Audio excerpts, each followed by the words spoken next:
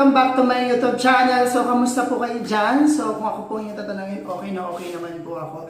So, ngayon guys, napakaswerte po natin, lalo na ako, dahil for a long years, ay matagal na kaming hindi nakita bilang isang mag-best friend. Ayan. So, ngayon guys, may guest po tayo ngayon na talaga namang hindi natin nakalain na makakausap natin siya ngayon. So, palakpakan po natin at i-welcome rin po ninyo, Miss Christian Deseo.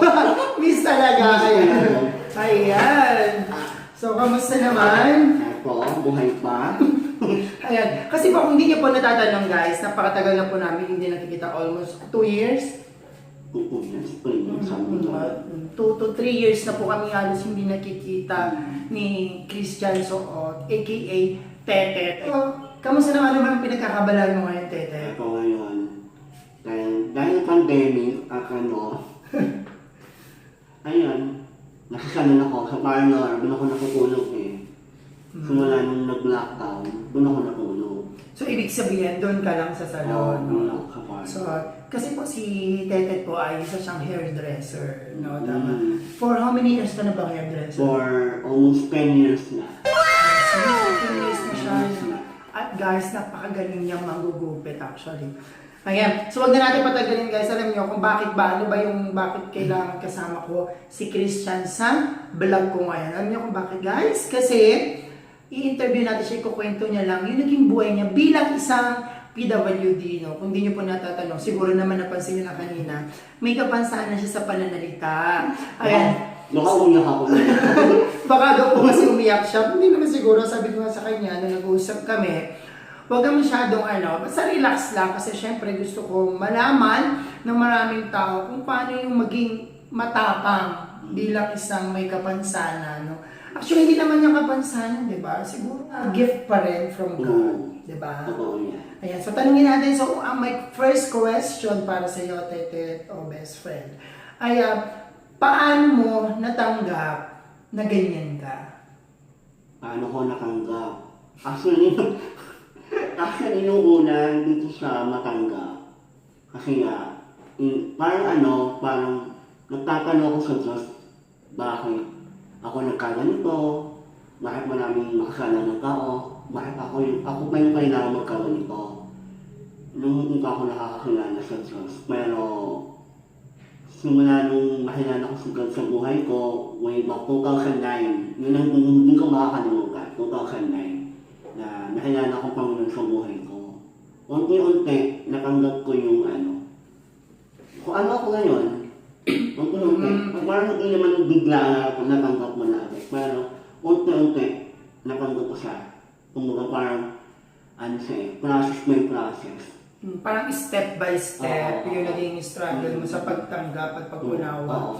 Ayan. Pero yun guys, so napakaganda nung vision para sa'yo na nung nakilala mo si God, talagang doon nag-umpisa yung kung paano mo dapat harapin yung situation ng buhay mo. So, may second question. Nung natanggap mo na okay na sa'yo yun, paano mo naman hinarap yung pangungutya, panunukso ng ibang tao? Siyempre, hindi natin maiwasan, di ba? Na may maraming mga... Halos lahat. Majority talagang mayroong mga sobrang diba? So, paano mo siya hinarap? Kumbaga, hinarap po siya, parang hindi ko na siya piniklima sa kapansanan. Parang, inaano ko na lang, parang binibigyan ko na lang ng twist. Kumbaga, instead na ikaw yung manlait sa akin, lalaitin ko rin sa sarili ko para hindi mas masakit. Parang yung lagi yung ganyan ginagawa. Parang reverse psychology na. So, pag tinukso mo ko, tutuksuin ko na rin yung sarili ko. Parang hindi masakit. Kasi sabi ko nga, lalaitin ko yung sarili ko para hindi masakit. Kung sa'yo manggagani, masakit.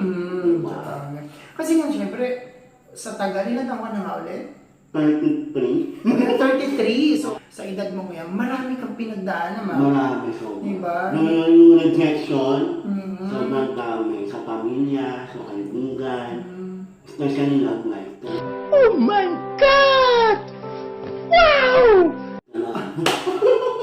So, may love life po siya. So, mamaya yung love life na yan. Skip mo na natin yung love life. So, diba? Nasabi na ni Tetet, ni Bes, yung regarding sa pamilya. So, paano mo natanggap yun? Siyempre, hindi mo maiwasan na may rejection. Oo, hindi mo talaga maiiwasan. Kasi kung gagaling, hindi mo maiiwasan talaga na magkaroon ng rejection kahit sa family mo. Lalo na kung nag-aaway-aaway kayo, sasabihin na lumata ka, ganyan ka. Kung para sa akin, masakit. Oo, masakit. Pero kahit pa paano, hindi ako masyadong mahilig mag-isip at hindi ako masyadong napapa-apekto. So, open-minded. Oo, open-minded ako sa mga ganyan bagay. Pero nung una, aminado ko, nasasaktan ako. Anong sakit? Anong sakit? Sasakit ba ng kutsilyo na tinaras mo? Kung masakit talaga kasi nga, iniisip ko, kapag nga, hindi na ako ganito eh. Parang kapag hindi ako ganito masalita. Siguro, kung hindi ako ganito masalita, singal ako. So, napagin ka sa singer, so mamaya guys, pakinggan natin yung boses. Pero ito yung pinaka-climax ng buhay mo, syempre.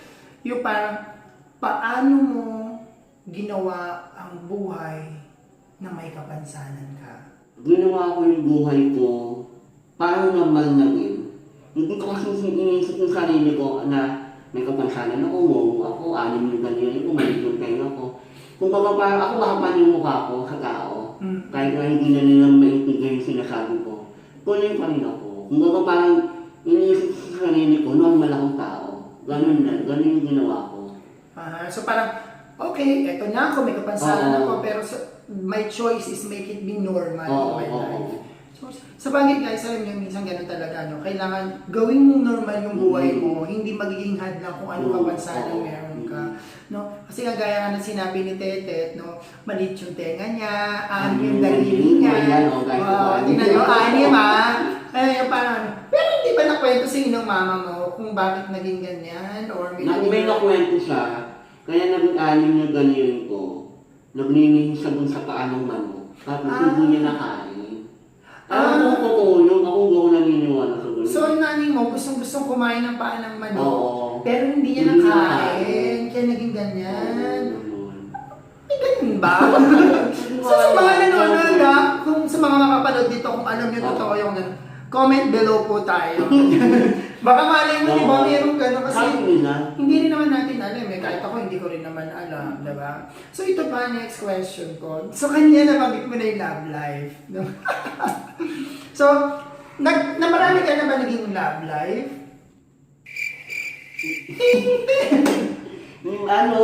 Yung seryoso, dalawa. Ilan? Dalawa, yung seryoso. Dalawa. Ayan. So, ito tanongin natin, ano bang gender identity mo?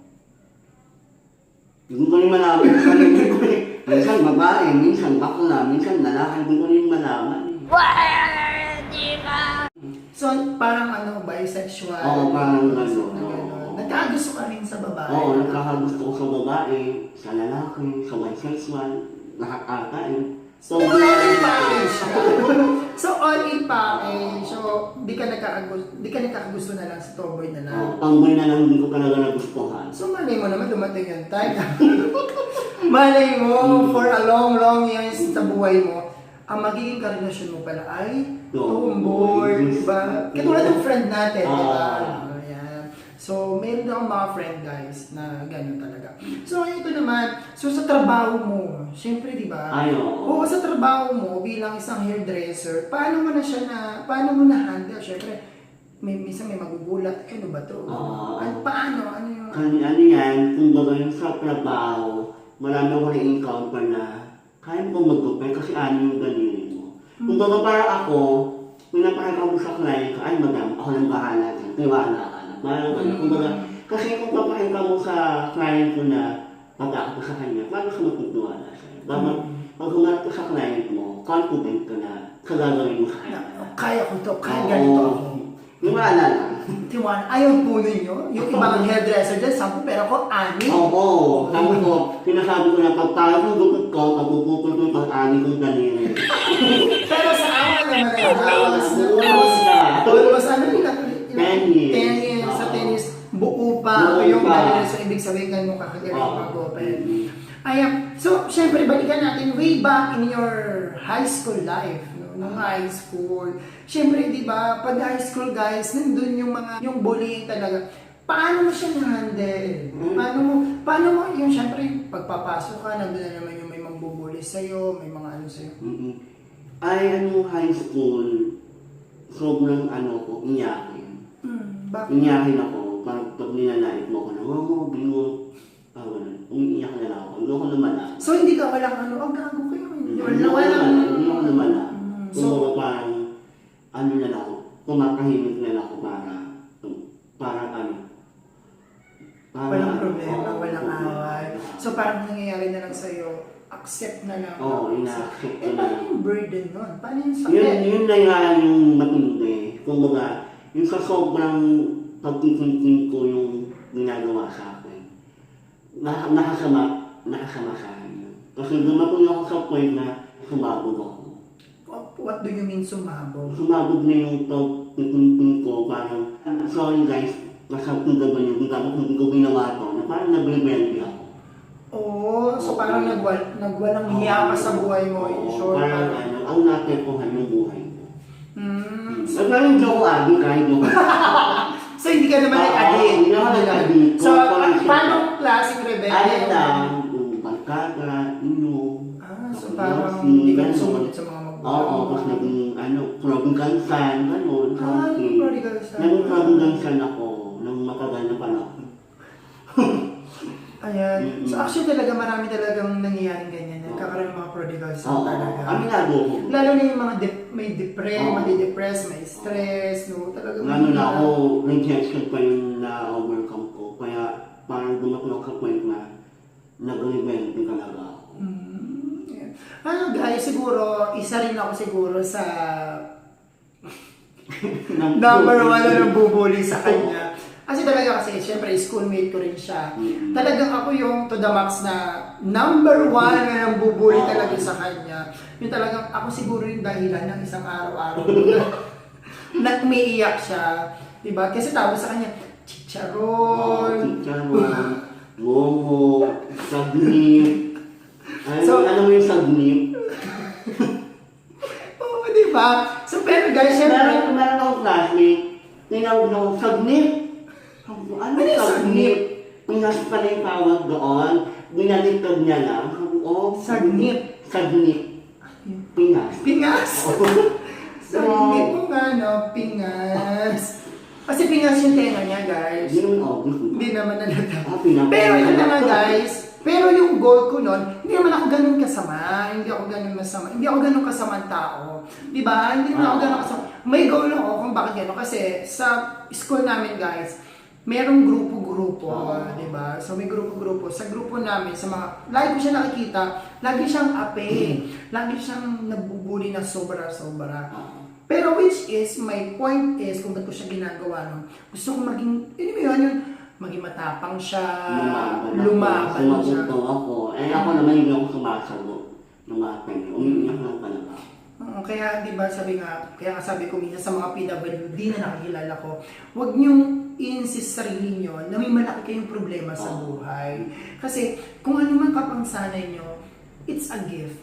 Oo, gift yan ni God. Di ba? Yan yung regalo ni God para sa inyo. Di ba? Sabi nila, everyone is unique. Kaya, yung sinisip ko, unique ako kaya ganito. Ay, ikaw lang may ganyan. Oo. O, kayo ba ganyan?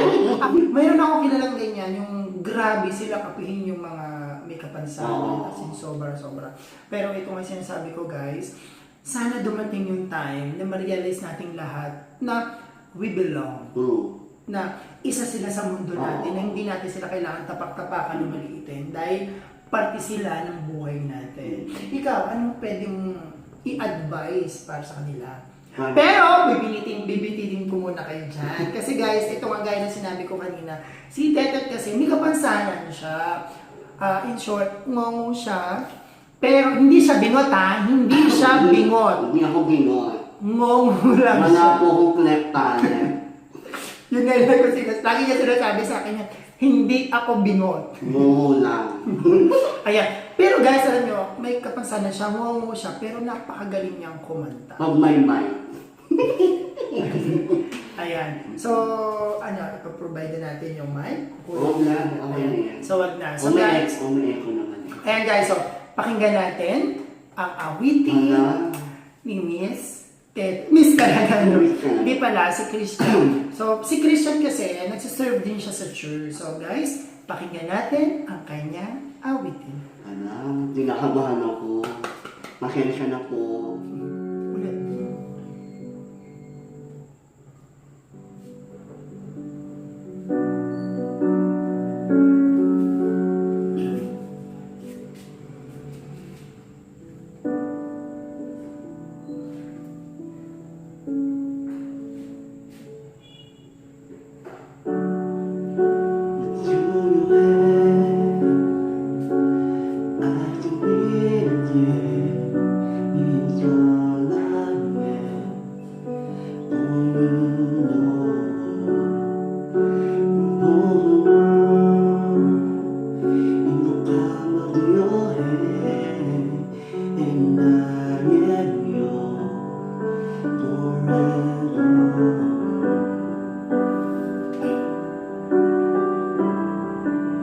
Jesus, I believe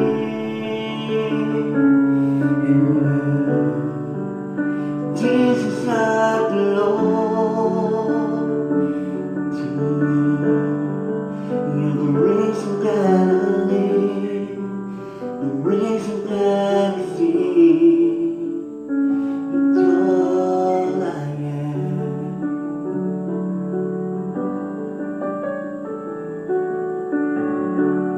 I walk with you wherever you go. Through peace and joy, I trust in you, and I believe in all of your ways and promises forever.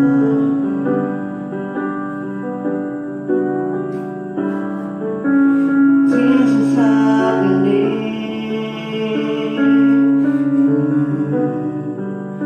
Jesus, I belong to you. You're the reason that I live, the reason that I see. Jesus, I believe in you. Jesus, I belong to you. You're the reason that I live, the reason that I see. It's all I am. Nice.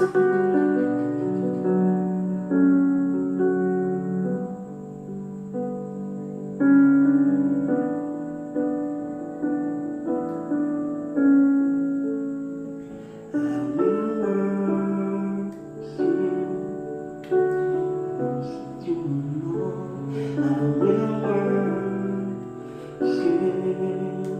you. I will worship. I will worship you.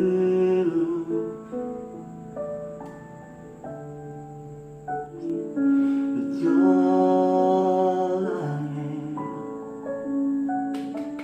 Naiyak ako.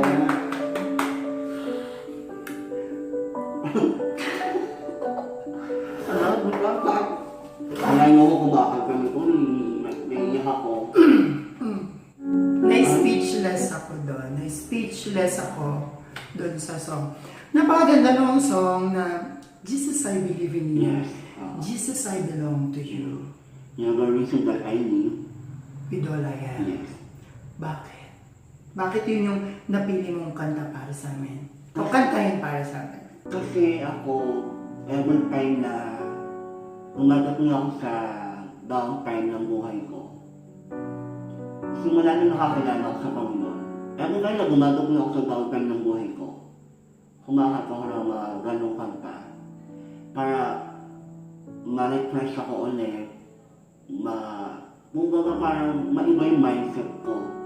Kasi nga gumadating tayo sa buhay natin na nagsagot-refresh na tayo. Kung ano-ano yung naisip natin gawin. Ito ko nga kung ano yung isipin ko, napapagpugtog ako ng mga Christian songs, especially yan yung John I.M. Kung baga parang, totoo naman na parang, wala naman ako kung wala siya. Dahil sa kanya, kaya ako nabubuhay. Oo, kaya nga sabi ka sa kanta mo, Jesus, I belong to you. Kasi ikaw ang lagi kong kasama. Ikaw ang lagi kong karawan. No matter what happened, Jesus, I belong to you. Tama. Kaya, pero minsan kasi diba, hindi dumarating talaga sa panahon na sumusuko tayo. Oo. No? So, pero hindi naman tayo perfect. Pero kaya nga ng kanta natin, maniwala ka lang sa Diyos. Maniwala ka sa Diyos at manalig at kumapit ka lang para sa Kanya. So, napakaganda po ng song na binigay na kinanta sa atin ni Tete Optimes. So, best ito nga, for the last part of our vlog, ano yung pwede mong i-advise o sabihin sa mga kapwa mo PWD? Sa mga kapwa ko PWD, alam ko, yung isa na tayong mga pinagdadaanan, may sinukuksa tayo ng mga tao, minamanik nila tayo, pero huwag kayong huwag kayong susuko, huwag kayong papaako sa kanila. Pakita nyo sa kanila na kaya nyo. Kung ano yung nagagawa ng mga normal na tao, kaya nyo gawin yun. At lagi natin kantaan sa sitwasyon natin sa PWD, isa lang naman yung pinangahawakan natin, yung susunod. Yung sa taas lang talaga, yung pwede natin panghawakan. Kasi siya lang naman talaga yung gagawin sa atin. At tulungan natin yung sarili natin para maging kumbaga maging kapahin-pahinabang. Yes. Yun yung gusto kong i-advise sa inyo na kahit yung kapansanan tayo, Hindi ito yung maging hadlang. Ito yung maging hadlang para magkaroon tayo ng trabaho, na makinong trabaho. Kumbaga parang natin sarili natin as a normal person. Kung kaya nila, kaya din natin. Yes. So, thank you so much. So, talaga napakaswerte po natin. So, gaya ng mga sinabi ni Tete at ni Christian, sa mga kapwa niya PWD, wag na wag kayong susuko at wag na wag kayong magmumukmuk sa isang tabi. Bagkos, kayo ay lumaban, lumabas at tumayo sa sarili niyong buhay. Diba? Sabi nga, wag kang susuko because Jesus, I believe in you. Yes. Okay guys, so yun na. So sana nag-enjoy kayo at sana may napulot kayong aral at sana spread natin yung love sa bawat isa. At sana may naiintindihan kayo. So sana nga. So mali nyo guys, hindi lang ito yung una at huli naming pagsasama sa vlog namin na mga kaibigan. Kasi for a long years, napakadami na rin namin ang pinagdaanan sa buhay. So this is it, the time para mag-spread ng love para sa isa. So guys, again, maraming salamat sa inyo. Siyempre, maraming salamat. Thank you so much. Thank you. So guys, so kung di ka pa nakapag-subscribe sa aking channel, don't forget to click the subscribe and hit the bell button. Ayan. So again, maraming salamat sa inyo. Thank you for watching. Bye-bye.